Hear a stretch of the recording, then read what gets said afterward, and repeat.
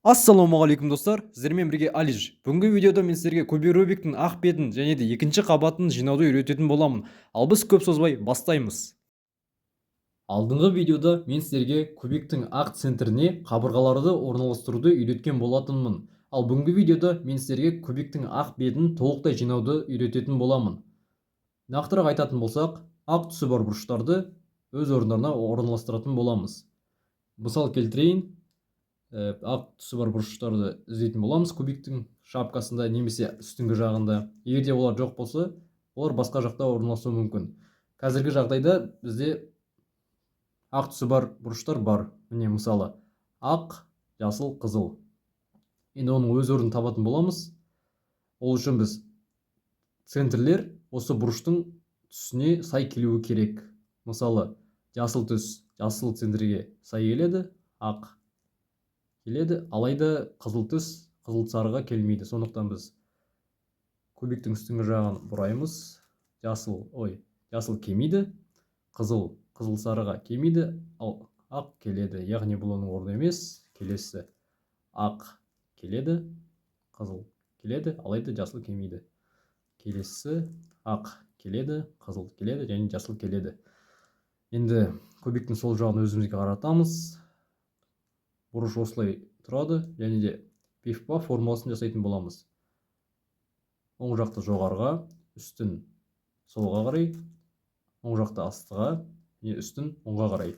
Осылай бұрыш өз орнына орналасқанға дейін жасайтын боламыз. 1, 2, 3, 4, 1, 2, 3, 4. Міне осылай біз бұрыштарды орналастырамыз. Енді келесі ақ, қызыл, сары, көк. Өз орнын табамыз. Ақ келеді, қызыл, сары келеді, алайда көк пен жасыл сай келмейді. Ал бұл бұрыштың орны осы: ақ келеді, қызыл, сары келеді, көк келеді. Сол жақты өзімізге қаратамыз. Пиф-паф формуласын жасаймыз. 1, 2, 3, 4. Бір пиф-паф формуласы керек болды осылай. Оны орналастыру үшін енді келесі бізде ақ, қызыл, көк орнын іздейміз. Міне ақ аққа келеді, көкке келеді, қызыл қызылға келеді. Сол жақты өзімізге қаратамыз және пиф-паф формуласын жасаймыз. Оң жақты үстіге, үстін солға, оң жақты астыға, үстін оңға. Келесі бізде ақ, қызыл, сары, жасыл бұрышы.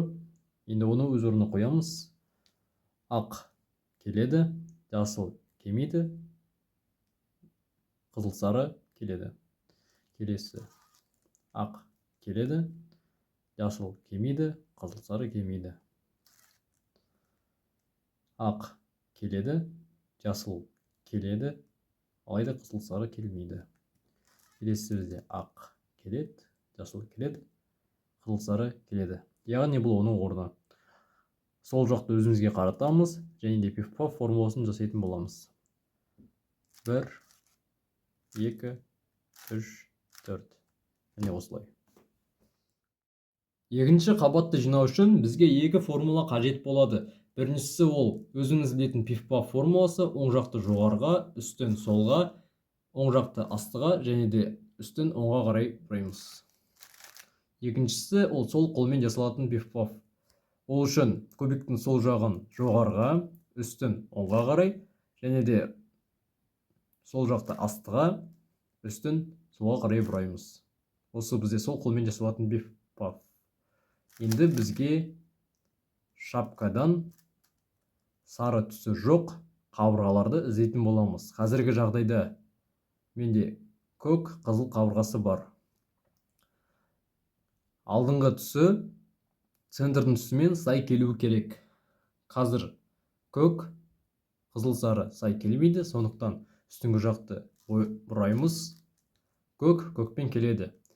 Енді бізге үстіңгі түс мынау екі түспен немесе екі центрмен сай келуі керек. Осының біреуімен. Қазіргі жағдайда қызыл центрге сай келіп тұр, алайда қызыл, сарымен ол бірдей емес. Сондықтан да оны көк, қызыл орнына қоямыз. Енді оны қою үшін шапканы U' бағытымен бұраймыз. Яғни осылай. Енді пиф-паф, оң қолмен жасалатын пиф-пафты жасаймыз. 1, 2, 3, 4. Енді кубиктің оң жағын өзімізге қаратамыз. Енді сол қолмен жасалатын пиф-пафты жасаймыз. 1, 2, 3, 4. Не, осылай. Осылай бізде екінші қабат жиналады. Осылайша біз екінші қабатты жинайтын боламыз. Енді шапкада келесі қабырғаларды іздейміз. Мысалы, жасыл, қызыл, сары. Қазір алдымыздағы түс центріме сай келіп тұр. Қызыл сары қызылмен келмейді, ал қызыл сары қызыл сарыға сай келеді. Енді бағанағыдай үстіңгі жағын U' бағытымен солға қарай бұраймыз. 1. Енді оң қолмен жасалатын пиф-пафты жасаймыз. 1, 2, 3, 4. Енді оң жақты өзімізге қаратамыз және сол қолмен жасалатын пиф-пафты жасаймыз. 1, 2, 3, 4. Осылайша біз қызыл сары көкті өз орнына қоямыз. Қызыл сары түспен сай келіп тұр. Көк түс көкпен келеді. Яғни ол осы жаққа орналасады. Үстіңгі шапканы солға қарай. Пиф-паф формуласы. Оң жақты өзімізге қаратамыз. Сол қолмен жасалатын пиф-пафты орындаймыз. Және де ең соңғысы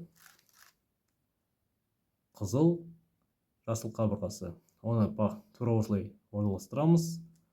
Жоғары жақты солға қарай. Оң қолмен жасалатын пиф-паф. Жоғарыға, солға, астыға, оңға. Оң жақты өзімізге қаратамыз. Сол қолмен жасалатын пиф-пафты жасаймыз. Жоғарыға, оңға, астыға, солға. Тағы бір ситуацияны айтып кетейін. Қабырғаның түсі центрдің түсімен бірдей келіп тұр, алайда оны сол жаққа орналастыру қажет. Бұндай жағдайда біз кубиктің үстіңгі жағын оңға қарай бұраймыз және де сол қолмен жасалатын пиф-пафты жасаймыз.